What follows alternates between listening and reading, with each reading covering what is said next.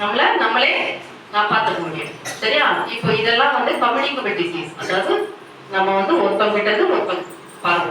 இப்போ இதே வந்து மனுஷன் அதே மனுஷன் கிட்ட நாய் இல்ல அனிமல் கிட்ட இருந்து வர்றத வந்து அதுவும் கம்யூனிகபிள் டிசீஸ்.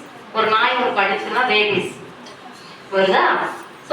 ஸோ அனிமல்ஸ் எதனால இருக்கலாம், ராபிட்டா, எலியா இருக்கலாம், ரேட்டா இருக்கலாம், ஸ்னேக்கா இருக்கலாம், இன்செக்ட் பைட்டா இருக்கலாம். இது எல்லாமே கம்யூனிகபிள் டிசீஸ். கொசு மெயினா டெங்கு, மலேரியா சொல்லியாச்சு இல்லையா? அப்போ அடுத்து டெங்கு. ஸோ கொசு அந்த கொசு எந்த தண்ணியில இருக்கும்? நல்ல தண்ணீர். சரியா? So these are all communicable disease, தொற்று நோய்கள். ஸோ இதுக்கு நம்ம என்ன பண்ணோம்? நம்மளும் சுத்தமா இருக்கணும்.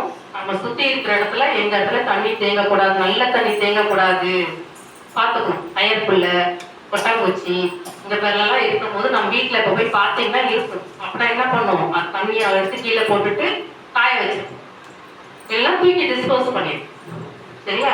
இப்போ நான் கம்யூனிகபிள் டிசீஸ் அப்படின்னா தொற்றற்ற நோய்கள் அப்படின்னா அதெல்லாம் என்ன மேடம் அப்படின்னா அது வந்து நம்ம ஹைப்பர் டென்ஷன், அதாவது பிபி இருக்கு, சுகர் இருக்கு, இதெல்லாம் ஒருத்தவங்க கிட்ட இருந்து இன்னொருத்தவங்களுக்கு தொடாது. நீ உனக்கு இருக்குதுன்னா அவளுக்கு வராது. சரியா? ஹெரிடிட்டியா வரும், அது வேற விஷயம்.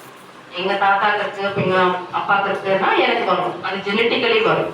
ஆனா ஒருத்தவங்க டச் பண்றதுனால அவனுக்கு சுகர் பிபி இருக்கு எனக்கும் இருக்குன்னா வராது. அதே மாதிரி வேற என்னென்ன டிசீசஸ் அப்படின்னு பார்த்தா ஹார்ட் டிசீஸ். ஹார்ட் இதய நோய் இருந்துச்சுன்னா எனக்கு இருந்துச்சுன்னா எனக்கு மட்டும்தான் இருக்கும். சரியா? மேபி என் பையனுக்கு அப்படியெல்லாம் வரலாம், ஆனா என்னோட ஃப்ரெண்டுக்கெல்லாம் வராது. சரியா? அண்ட் கிட்னி டிசீசஸ், இந்த மாதிரி நோய், நீரிழிவு நோய்கள், இந்த மாதிரி கட்டி இருக்கு, ஃபைப்ராய்ட்ஸ், இதெல்லாம் வந்து இட்ஸ் அ நான் கம்யூனிகபிள் டிசீஸ். ஸோ ஒருத்தவங்கிட்ட ஒருத்தவன் பரவாயில்ல. சரியா? இப்போ எதுக்கு மெயினா கம்யூனிகபிள் டிசீஸ் அப்படின்னா இப்போ எல்லாமே மழை வந்தாலே காய்ச்சல் வருது நிறைய பேர். இப்போ காய்ச்சல் வந்தாலே காய்ச்சல்ல வந்து 2 டைப். ஒன்று வந்து சளி எல்லாம் பிடிச்சி காய்ச்சல் வரும்.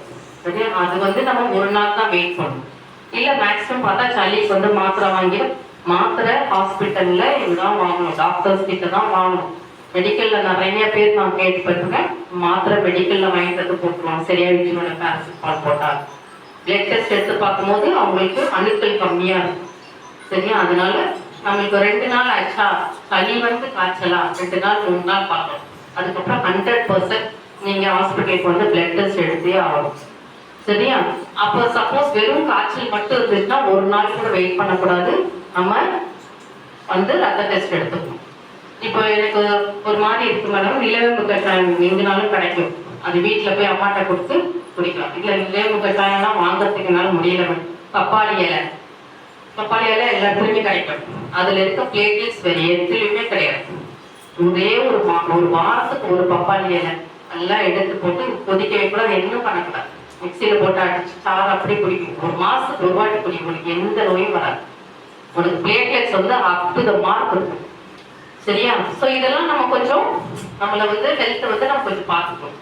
ஸோ கிளைமேட் மாறிடுச்சுன்னா சுடுதண்ணி குடிக்கலாம். சரியா? அதனால நம்ம ஹெல்த்தி பார்த்துக்கணும். அது ஒரு மென்டல் ஹெல்த். இப்போ நான் பிசிக்கல் ஹெல்த் பார்த்தாச்சு. அதே மாதிரி நகத்தெல்லாம் நம்ம பர்சனல் ஹைஜீன் அப்படின்றது வந்து நகெல்லாம் வெட்டி கிளீனாக வச்சுக்கணும். சரிங்களா? நல்லா ஹேர் வாஷ் பண்ணி நீட்டாக வச்சுக்கணும். நம்மளுக்கு வந்து பூச்சிலாம் இல்லாமல் பார்த்துக்கணும். சரியா? ப்ரஷ் பண்ணணும். நீ டெய்லி அட்லீஸ்ட் டெய்லி ஒன்ஸ் ஆகுது ப்ராப்பராக ப்ரஷ் பண்ணணும். சாக்லேட்லாம் சாப்பிட்டா வாய்க்கு பிடிச்சிடணும்.